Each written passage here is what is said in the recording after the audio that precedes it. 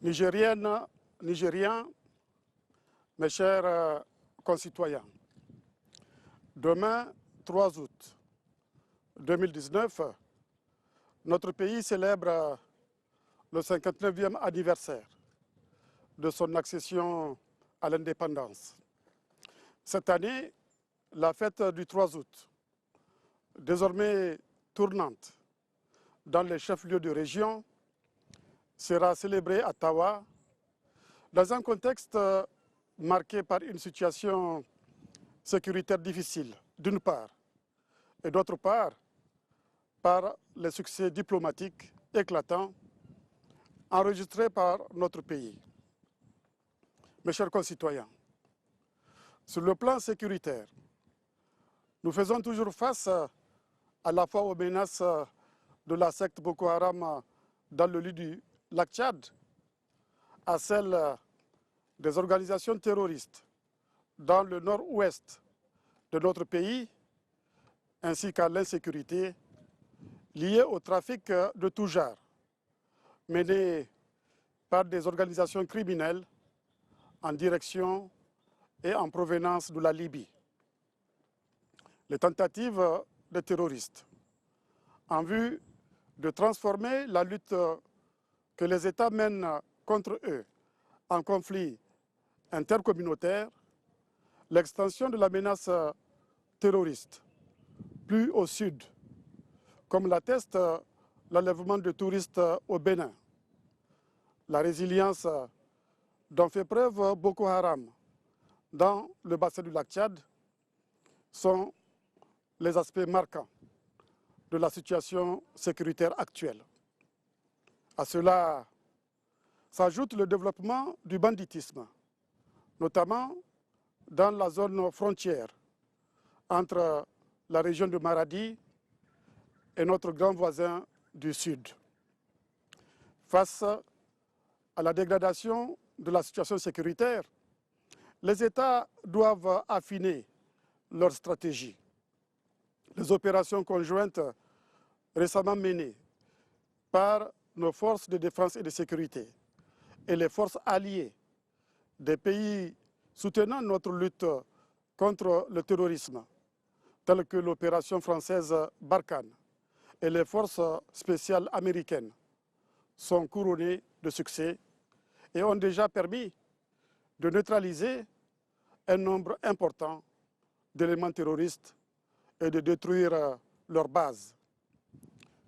Je redis ici ma fierté pour l'engagement de nos soldats qui sont plus que jamais déterminés à éradiquer le terrorisme et le crime organisé. Je leur renouvelle mes appréciations ainsi que la reconnaissance de la nation tout entière pour les sacrifices qu'ils consentent de jour comme de nuit au service de notre pays. Pour sa part, l'État continuera à assumer pleinement sa part de responsabilité vis-à-vis de nos forces de défense et de sécurité et des ayants droit des militaires décédés en service commandé. Pour ce qui est du niveau régional, la mutualisation des forces opérées tant au niveau de la force mixte multinationale dans le bassin du lac Tchad que de la force conjointe du G5 Sahel s'avère être efficace dans la lutte contre le groupe terroriste et criminel. Dans le lit du lac Tchad, par exemple, en dépit des opérations menées au cours de cette année par la force mixte multinationale, Boko Haram malheureusement fait preuve d'une résilience que nos forces doivent briser coûte que coûte. Concernant le G5 Sahel, la montée en puissance de sa force conjointe doit être accélérée et les efforts de recherche d'une source de financement pérenne doivent être renforcés. Au niveau de la CEDEAO, les chefs d'État et de gouvernement ont convenu d'un sommet extraordinaire le 14 septembre prochain à Ouagadougou, spécialement consacré à la sécurité régionale et à l'examen des voies et moyens d'y faire face de manière collective. Il est évident que pour être efficace, la lutte contre le terrorisme doit connaître la même priorité au niveau de l'ensemble de la communauté internationale. Le Niger poursuivra le combat, notamment au sein du Conseil de sécurité, dont il sera désormais membre non permanent, pour que celle-ci ne se détourne pas de son devoir de solidarité à l'égard des pays du Sahel. Le Niger plaidera pour qu'une attention particulière soit accordée à la résolution de la crise libyenne, source de tous les conflits qui affectent les pays du Sahel et du bassin du lac Tchad. Mes chers concitoyens, nous n'avons jamais perdu de vue la liaison étroite qui existe entre sécurité et développement. Voilà pourquoi il a été organisé récemment à Niamey la réunion des gouverneurs des régions du bassin du lac Tchad avec les partenaires, et les échanges avec ces partenaires ont permis d'adopter un programme de développement couvrant à la fois les aspects d'assistance humanitaire, de réalisation d'infrastructures sociales et de renforcement de la résilience des populations riveraines du bassin du lac Tchad, profondément affectées par l'insécurité liée aux exactions de Boko Haram. Voilà également pourquoi les échanges approfondis que nous avons eus avec nos partenaires du G5 Sahel nous ont permis d'adopter un programme d'investissement prioritaire qui couvre le domaine de la sécurité, de la gouvernance et du développement, de la promotion de la jeunesse, de l'autonomisation de la femme et de l'accroissement de la résilience. Des questions si essentielles pour nos populations. Mes chers concitoyens, sur le plan diplomatique, notre pays vient d'abriter le sommet extraordinaire de la conférence des chefs d'État et de gouvernement de l'Union africaine, consacré au lancement de la phase opérationnelle de la zone de libre-échange continentale africaine, suivi de la première réunion de coordination entre l'Union africaine et les communautés économiques régionales, respectivement les 7 et 8 juillet 2019. Ces deux rencontres continentales ont enregistré un succès retentissant au regard du nombre élevé de chefs d'État et de gouvernement qui ont effectué le déplacement de Niamey, mais aussi de la qualité de l'organisation. L'Afrique tout entière a été fière de la capacité de notre pays et de son peuple à organiser dans de bonnes conditions des événements d'une telle envergure. Nos hôtes ont été impressionnés par la transformation et la modernisation de la ville de Niamey. Ce succès qui rehausse l'image de notre pays, nous le devons aussi à la mobilisation de toutes nos populations, et en particulier celle de la ville de Niamey. J'ai demandé au gouvernement de prendre des dispositions nécessaires afin de consolider cet acquis et de développer une économie de conférence en faisant de notre pays un hub en matière de rencontres d'envergure internationale. Le sommet extraordinaire de Niamey a été le couronnement de la zone de libre-échange continentale africaine, projet continental que j'ai eu l'honneur de piloter au nom de mes pairs africains qui me l'ont confié en janvier 2017 avec pour objectif d'accélérer sa mise en œuvre. Et avec la signature de l'accord en mars 2018 et sa ratification en une année par le minimum requis pour son entrée en vigueur, le projet de la zone de libre-échange continentale africaine, auquel le nom du Niger est désormais associé, est le projet qui a connu le processus de ratification le plus rapide de l'histoire de l'Union africaine. Avec la zone de libre-échange continentale africaine, l'Afrique fait un pas important vers la fin de sa balkanisation. Sa mise en œuvre, ainsi que celle des autres projets de l'agenda 2063, permettra de transformer notre continent, de créer les conditions de sa prospérité, notamment en créant des emplois pour les jeunes. Mes chers concitoyens, la zone de libre-échange continentale africaine n'est pas un succès diplomatique isolé. Ce succès s'ajoute à l'élection de notre pays au Conseil de sécurité des Nations Unies pour la période 2020-2021, à l'élection du Niger à la présidence de la CEDEAO, au choix du Niger pour abriter la réunion des ministres de l'Organisation de la Conférence islamique en 2020, ainsi que la célébration du cinquantenaire de l'Organisation internationale de la francophonie en mars 2020. Je sais que vous êtes fiers de ces succès. Faites-en des points d'appui pour tous nos combats à venir.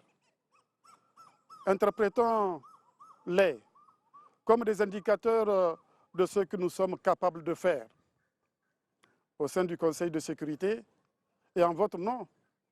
Nous aurons l'occasion de travailler aux côtés des autres acteurs de la scène diplomatique internationale afin d'apporter notre contribution pour un traitement judicieux des différentes questions qui seront portées devant le Conseil. Cette nouvelle et très importante responsabilité qui échoit au Niger illustre de façon claire le poids des responsabilités dont les pays africains sont prêts à investir notre pays et ses dirigeants.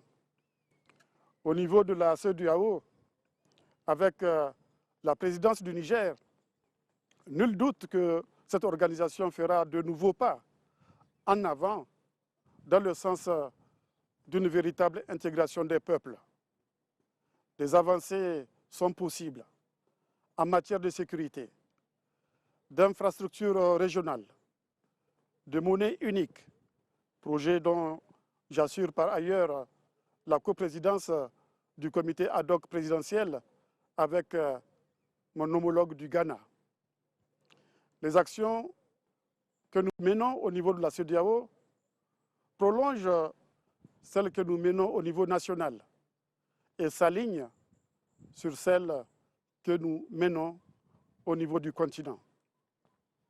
Le Niger assume par ailleurs les responsabilités de président de la commission climat pour la région du Sahel, de président du comité de haut niveau pour la sécurité alimentaire de l'UEMOA et de champion pour diverses causes mondiales dont la vaccination avec l'institution Gavi et le développement industriel avec l'ONUDI. Incontestablement, le Niger joue désormais un rôle important dans les questions intéressant le continent et la marche du monde. Ce faisant, il a montré au monde entier sa disponibilité à travailler main dans la main avec tous les peuples épris de paix, de justice, pour promouvoir la concertation, la coopération et le développement. Notre pays croit profondément au multilatéralisme et malgré ses moyens limités, il prend sa part de sacrifice dans le processus de construction d'un monde meilleur. Mes chers concitoyens, depuis plusieurs décennies. La fête de l'indépendance dédiée à l'arbre est une occasion supplémentaire pour planter des arbres dans le cadre d'actions de reboisement, car l'arbre est d'une utilité et d'une importance insoupçonnée. Comme le dit l'adage, qui aura planté un arbre n'aura pas vécu inutilement. Cette utilité de l'arbre est confirmée par les hadiths du prophète Mohammed, sallallahu alayhi wa sallam, dont celui qui dit, je cite, « Quiconque a planté un arbre et veillé sur sa bonne conservation et son entretien jusqu'à ce qu'il produise ses fruits, est considéré comme ayant fait une aumône pour chacun de ses fruits. » Et le hadith qui dit, je cite, « Si la fin du monde venait à survenir alors que l'un d'entre vous tenait dans sa main une plante, alors s'il peut la planter avant la fin du monde, qu'il le fasse. » Fin de citation. Le thème retenu pour la présente édition est « Plantons et entretenons les arbres pour un meilleur avenir ». En effet, un des chocs majeurs auxquels nous devons faire face de façon résolue, c'est sans doute le choc climatique. Notre pays y est pleinement exposé. C'est pourquoi nous devrons redoubler de détermination pour une gestion durable des ressources naturelles. Dans le cadre de la Commission climat pour le Sahel, dont le Niger assure le leadership, nous avons convenu de diverses initiatives tendant à lutter contre le changement climatique à travers le plan d'investissement climat adopté par nos États et soumis à nos partenaires. Nous sommes convaincus que lutter contre le changement climatique, c'est lutter contre la pauvreté, contre la famine, contre la migration, l'insécurité et le terrorisme. Et lutter contre le changement climatique, c'est lutter pour le développement de nos pays. C'est dans cette perspective que le Niger a élaboré sa contribution déterminée au niveau national, à l'instar des autres pays, en mettant l'accent sur la gestion durable des terres, une agriculture résiliente et l'accès à une énergie durable et à faible coût. Aussi, suis-je dans l'obligation de le répéter, plantons des arbres et surtout entretenons-les. Il y va de notre responsabilité individuelle et collective dans la lutte contre la dégradation des écosystèmes. Reboisons sans cesse pour sauver notre planète Terre, aujourd'hui en proie à des changements climatiques dévastateurs. À travers la plantation des arbres, c'est notre engagement dans la lutte contre les effets du changement climatique que nous amplifions. Cette lutte doit être permanente, toute l'année, y compris à travers la régénération naturelle assistée, à propos de laquelle une intensification de la sensibilisation de la population est nécessaire. Du reste, comment, sans ces actions, qui viennent s'ajouter aux autres mesures de restauration et de défense des terres, comment protéger le capital de production que celle-ci constitue? Comment contribuer à réaliser autrement les objectifs de l'initiative 3N? Comment atteindre autrement les objectifs de faim zéro en 2021 et de zéro importation de riz en 2023? La campagne agro-pastorale 2019-2020 qui est en cours est l'occasion de progresser vers la réalisation de ces objectifs. C'est pourquoi, comme à l'accoutumée, le gouvernement a pris toutes les dispositions nécessaires afin d'accompagner les producteurs à travers diverses initiatives, dont la mise à disposition des intrants agricoles et la vente à prix modéré des céréales. Par ailleurs, je suis heureux de constater que des projets et programmes ont été déjà élaborés et les financements mobilisés en vue d'accélérer et de finaliser la mise en place des maisons du paysan, qui sont, comme vous le savez, une initiative innovante imaginée par le gouvernement visant à garantir aux agriculteurs l'accès aux intrants indispensables à une production optimale. Je suis également heureux de constater que l'initiative 3N suscite aujourd'hui l'engouement et l'adhésion de nos laborieuses populations et bénéficie de l'appréciation de nos partenaires, qui y voient à juste titre une expérience crédible de développement à la base, contribuant à donner au monde rural la place centrale qui est la sienne dans l'économie nationale. À cet égard, le Fonds d'investissement pour la sécurité alimentaire, FISAN, véritable soupape de sécurité pour les producteurs, est désormais opérationnel. L'État et ses partenaires ont mobilisé quelques 15 milliards de francs CFA pour faciliter l'accès au financement pour les producteurs des différentes filières. Je me félicite de l'adoption de la politique nationale multisectorielle de sécurité alimentaire intervenue à la fin de l'année 2018, qui replace la nutrition au cœur de la mise en œuvre de l'initiative 3N. Ces réformes vont se poursuivre, notamment dans les domaines du foncier, de l'approvisionnement en engrais et de la production des semences. J'encourage le gouvernement à poursuivre cette dynamique avec la même perspicacité et la même détermination en vue d'atteindre les objectifs que nous nous sommes fixés, à savoir, je le rappelle, la transformation du monde rural, les objectifs fin zéro d'ici 2021 et zéro importation de riz en 2023. Bonne fête de l'indépendance. Que Dieu bénisse le Niger. Je vous remercie.